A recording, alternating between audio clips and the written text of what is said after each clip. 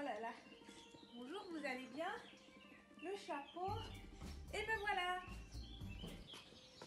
Et oui, j'étais dans le jardin, donc j'ai dû enlever ma panoplie de jardinière pour vous retrouver.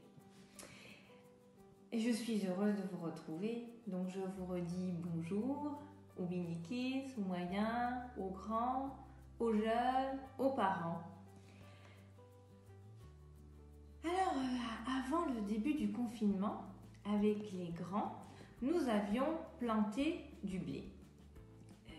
En fait, on avait fait un petit peu de jardinage déjà. Et le but, c'était de préparer notre prochaine leçon pour les grands qui devait être sur la parabole du semeur. Donc, je vais laisser cette leçon sur la parabole du semeur pour les grands. Nous la ferons dès que nous pourrons. Elle est prête. Et nous allons en fait travailler quand même sur comment a poussé notre blé et ce qui s'est passé. Alors, vous voyez, tous les matins, donc j'ai été chercher à l'église avant le confinement nos petites semences que nous avions semées. Donc nous avions semé des petites graines, je ne sais pas si vous les voyez. Et tous les matins, j'ai arrosé notre blé. Et donc notre blé a bien poussé. Alors d'abord, le saviez-vous? Et on va essayer d'expliquer ce que c'est quand même qu'une parabole. Et en fait, Jésus, il a été le premier à créer l'audiovisuel. Oui, c'est lui qui a créé en premier les images et la vidéo. Vous voyez actuellement, vous pouvez me voir. On peut effectivement voir des films à la télé, on peut faire plein de choses via le téléphone et les réseaux sociaux. Mais en fait, les paraboles, ce sont les ancêtres des vidéos. C'est un art qu'avait effectivement inventé Jésus. En fait, Jésus parlait en paraboles et en fait, les paraboles, c'est des histoires qui étaient expliquées avec des images. Et en fait, c'était pour que les foules puissent l'écouter sans l'interrompre, mais puissent imaginer dans leur tête en se créant justement des images. Et puis comme ça, les gens pouvaient s'en souvenir. Et donc, Jésus, c'était un bon professeur parce qu'il prenait le temps d'expliquer à tout le monde. Il l'expliquait à ses disciples, mais même ceux qui n'arrivaient pas à croire en lui, il voulait effectivement leur donner la chance de pouvoir comprendre. Et c'est pour ça qu'il y a eu les paraboles dans le Nouveau Testament. Et les paraboles étaient sur des tas de vérités, sur la construction d'une maison, sur les animaux, sur la lumière, sur la nature. Et donc nous allons lire dans Matthieu 13, verset 10, ce que dit Jésus des paraboles. Dans Matthieu 13, verset 10, nous lisons « Les disciples s'approchèrent alors de Jésus et lui demandèrent « Pourquoi leur parles-tu en utilisant des paraboles ?»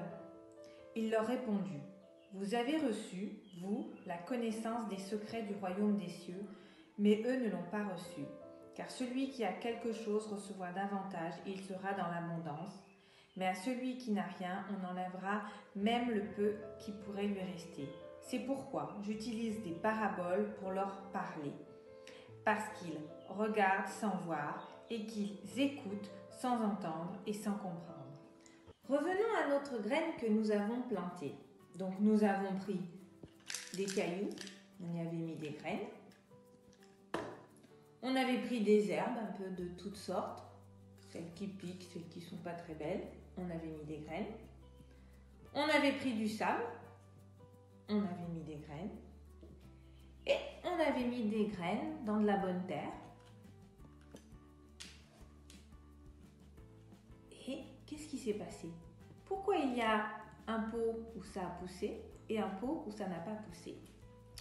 En fait, il faut des bonnes conditions pour que la nature, elle pousse et que la création se fasse. Tous les jours, j'arrose et je permets donc à la graine d'avoir de l'eau et de s'alimenter. Et là, exprès, je n'ai pas mis d'eau. Donc la graine, elle a séché et elle n'a pas pu pousser. Donc, c'est important d'entretenir la terre avec de la bonne eau. Et je me posais cette question. Est-ce que vous êtes un bon jardinier?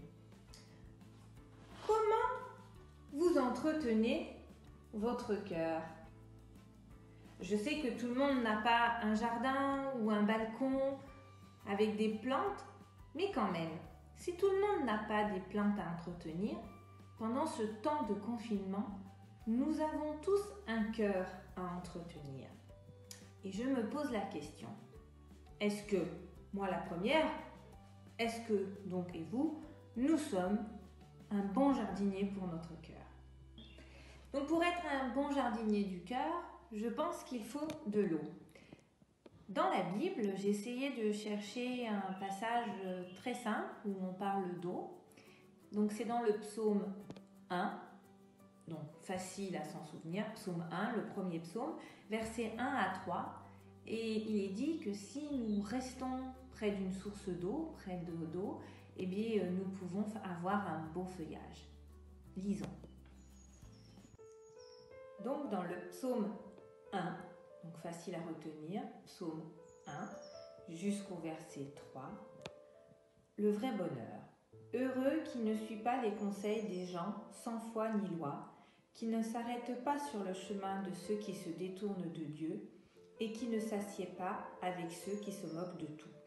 Ce qu'il aime, au contraire, c'est l'enseignement du Seigneur. Il le médite jour et nuit. Il est comme un arbre planté près d'un cours d'eau. Il produit ses fruits quand la saison est venue et son feuillage ne perd jamais sa fraîcheur. Alors pour être un bon jardinier de notre cœur, et bien comme on l'a vu tout à l'heure quand je jardinais, il faut quand même une panoplie. Alors qu'est-ce que j'avais pour bien jardiner? J'avais mon tablier, j'avais mes chaussures parce que quand la terre est humide, ça m'évite de me salir les pieds. J'avais, parce que quand il fait du soleil, j'aime pas trop, donc j'avais mon chapeau. Et puis j'ai ma petite malle à jardinage. Dedans j'ai mes gants pour pas trop me salir les mains. J'ai de quoi gratter la terre. J'ai de quoi couper quand il y a des mauvaises herbes. Et puis quand je veux faire des trous, eh bien, je sais plus comment ça s'appelle, mais en tout cas j'ai cet outil pour effectivement m'aider à planter les graines. Donc vous avez vu, pour être un bon jardinier, il faut des bons outils. Bon, j'enlève mon chapeau. Donc pour être un bon jardinier du cœur, à votre avis, qu'est-ce qu'il faut? Il faut de l'eau, mais pas pour boire. En fait, il faut savoir s'alimenter et savoir toujours bien arroser son cœur. Alors comment on arrose bien son cœur? Moi je pense qu'il faut savoir prendre du temps dans la prière, savoir prier. Donc, comme je vous l'ai dit, prendre du temps, savoir donner du temps au Seigneur. Ce qu'il faut savoir aussi, quand on sait lire, c'est lire sa Bible. Puisque dans la Bible, on a des tas d'enseignements à chaque moment de notre vie et à chaque difficulté que l'on peut rencontrer. Dieu, il a quand même tout prévu. Il faut avoir, je pense, un cœur rempli d'amour. D'amour pour notre Seigneur. C'est important. Et puis, il faut constamment se souvenir de cette petite flamme qui est en nous et de savoir toujours garder la lumière que nous avons dans notre cœur grâce à Dieu et grâce à la présence de Jésus. Donc pour être un bon jardinier de notre cœur, c'est vrai que l'on peut effectivement chanter et toujours se rappeler que notre cœur, on doit le garder plus que toute autre chose. C'est un bien très précieux. Et des fois, effectivement, on peut avoir le cœur triste. Et quand le cœur est triste, qu'est-ce que cela produit? Alors, vous voyez, ça c'est une branche sèche qui n'a pas été arrosée, qui qui est morte. Et puis dessus, on va dire qu'il y a des fruits, enfin c'est pas des fruits, en tout cas, il y a des mauvaises choses qui peuvent venir dessus. Donc au cœur triste, il y a des mauvaises pensées, il y a le cœur qui peut effectivement être moyen, on va dire, et pas en très bonne santé. Et on peut avoir des sentiments tels que la jalousie, la méchanceté, la haine, les disputes, et puis être triste. Alors que si on fait bien attention à son cœur, au lieu d'être une branche sèche, qui effectivement n'est pas très belle, on peut être une belle plante qui est toute jaune, toute belle, toute bien arrosée. Et là, on peut dire qu'on peut apporter de la joie, de la patience, de la paix, de la bonté, de l'amour. Et en fait, effectivement, un cœur qui est effectivement bien entretenu, il peut apporter plein de jolies choses. Et à votre avis, on est plus heureux avec quel cœur? Un cœur triste ou un cœur joyeux? Et je pense que l'on soit grand ou petit, c'est à nous cette mission d'entretenir notre cœur. Car c'est à nous de jardiner notre cœur. Et Dieu regarde toujours à notre cœur. C'est important. Donc pendant ce temps de confinement qui n'est pas toujours évident, ça peut vous laisser un peu plus réfléchir sur comment vous avez envie de jardiner votre cœur. Alors, n'oubliez pas ce psaume 1. Et avant de se quitter, j'avais envie de prier avec vous. Donc je vais prier. Seigneur, je te demande de bénir tous les enfants, des petits aux grands de notre Église, et vraiment de leur permettre, Seigneur, de faire un beau jardin dans leur cœur, Seigneur, et de nous apporter, Seigneur, toujours ton eau qui est essentielle pour nous. Amen.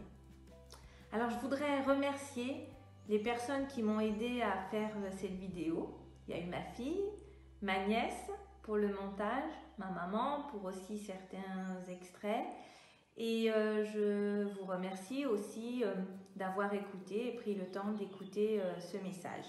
Et avant de vous quitter, j'ai mis sur mail pour les grands l'idée de faire un pot à confinement. Alors on est au 31e jour du confinement et en fait j'ai mis moi des perles chaque jour de confinement en me disant c'est un jour qui est fait et qui ne sera plus à refaire.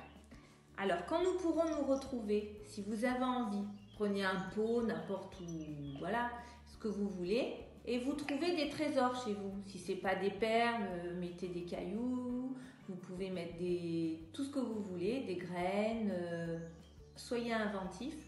Et quand on se retrouvera, on essaiera de faire un grand tableau ou une œuvre d'art, je ne sais pas, avec tout ce qu'on avait mis dans ce pot à confinement pour qu'on se souvienne de ce temps où nous avons été mis à part. Voilà, je vous fais des gros bisous et j'espère que vous allez bien. À bientôt!